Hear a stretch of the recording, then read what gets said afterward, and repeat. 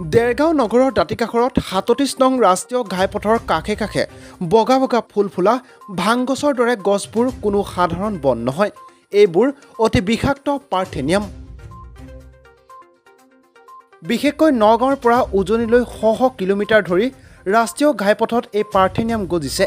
পাৰ্থেনিয়ামসকলৰ অগোচৰে আমাৰ বাবে এক ভয়ংকৰ সমস্যা কঢ়িয়াই আনিছে। অদূৰ ভৱিষ্যতে অসমৰ বহু লোক শ্বাস প্ৰশ্বাসজনিত ৰোগত ভোগাটো প্ৰায় নিশ্চিত। শুনামতে এই গছবিধ কৰ্কট ৰোগৰো বাহক, কিন্তু বিষয়টোত সংশ্লিষ্ট বিভাগীয় কৰ্তৃপক্ষসমূহে যিমান গুৰুত্ব দিব লাগিছিল সেয়া মুঠেও চকুত পৰা নাই। চৰকাৰৰ প্ৰশাসনে এই বিষয়টোৰ সোনকালে গুৰুত্ব দিয়াটো জনস্বাস্থ্যৰ বাবে মংগলজনক হ'ব, কাৰণ এই ফুলবোৰ ফুলি তাৰ বেণু বতাহত মিলি গ'লে সকলোৰে বাবে জ্বৰ, কাহ, পানী লগাৰ উপৰিও হাঁপানীৰ দৰে জটিল ৰোগত আক্ৰান্ত হ'ব পাৰে। বিশেষকৈ শ্বাস প্ৰশ্বাসৰ পুৰণি ৰোগত আক্ৰান্ত হৈ থকা লোকৰ বাবে কথাটো আৰু বিপদজনক।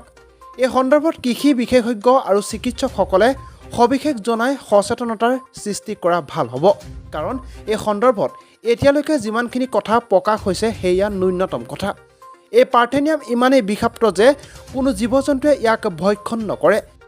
এই বিষাক্ত তৃণবিধ এটা সময়ত ঘেঁহু আমদানি কৰোঁতে আফ্ৰিকাৰ পৰা ভাৰতলৈ আহিছিল।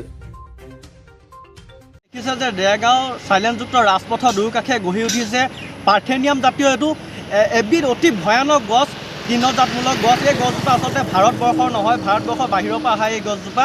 এই গছজোপাৰ ফলত আপোনালোকৰ শৰীৰত হৃদৰোগৰ পৰা আদি কৰি হাঁপানী ৰোগৰ পৰা আদি জ্বৰ চৰ্দি বিভিন্ন ৰোগ হ'ব পাৰে। আমি আপোনালোকক সচেতন কৰি দিছোঁ, এই গছজোপা যাতে ইয়াৰ পৰা উঘালি নিয়াৰ ব্যৱস্থা কৰা বিভাগীয় কৰ্তৃপক্ষক আমি অনুৰোধ জনাইছোঁ, যাতে এই ভয়াৱহ গছজোপা আচলতে পশু পক্ষীয়েও খাদ্য হিচাপে ব্যৱহাৰ নকৰে। পাৰ্থেনিয়াম নামৰ এই গছজোপা আমি বিভাগীয় কৰ্তৃপক্ষক অনুৰোধ জনাইছোঁ, যাতে ইয়াৰ গুৰিৰ পৰা উঘালি ইয়াৰ ব্যৱস্থা কৰে। অসমৰ বিভিন্ন চুকত আচলতে বিয়পি পৰিছে এইজোপা বিষাক্ত গছজোপা বিয়পি পৰিছে। লগতে এইজোপা প্ৰাতঃভ্ৰমণত অহা মহিলাসকলে বিশেষকৈ আমি অতি সুন্দৰ গছজোপা ফুল ফুলি থাকে, মহিলাসকলে ফুল ফুলি বুলি ঘৰলৈ লৈ যোৱা দেখা হৈছে।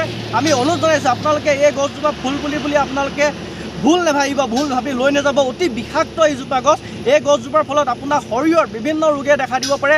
বিশেষকৈ আমি আকৌ এবাৰ আপোনালোকক জনাইছোঁ, বিশেষকৈ হাঁপানী, চৰ্দি, জ্বৰ, হৃদৰোগৰ দৰে বিভিন্ন জটিল ৰোগত আক্ৰান্ত হ'ব পাৰে। এই গছজোপাৰ পৰা ওলোৱা যিটো ফুলটো যদি আপোনাৰ নাকত লাগে বিভিন্ন বেমাৰ হ'ব পাৰে। আপুনি সাৱধান হওক, সচেতন হওক।